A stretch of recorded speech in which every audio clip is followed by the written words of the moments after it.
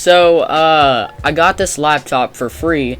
My grandpa actually gave it to me, and when I got it, it was kind of slow. It only came with 4 gigs of RAM installed, and it's around 6 years old. So I thought maybe I could replace the mechanical drive with a newer SSD. That would speed it up by like 3 or 4 times. So this is the Western Digital Blue SSD. I got it on eBay for about 40 bucks, which is a good deal. It got good reviews on the internet. I'm hoping it'll work well.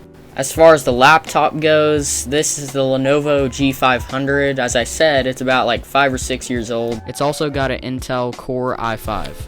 So, first I had to clone the 2 drives. I had to download this program. It's called Mini Tool Partition Wizard. I don't know if it's popular or not, but it worked well for me.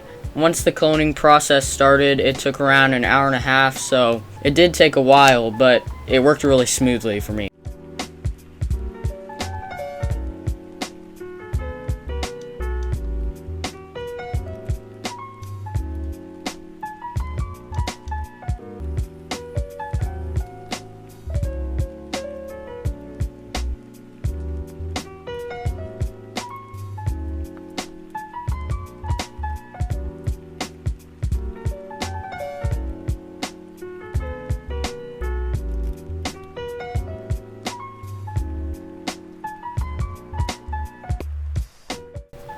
So I started up the system with both the hard drive and the SSD, and it was pretty fast. That's only with 4 gigs of RAM.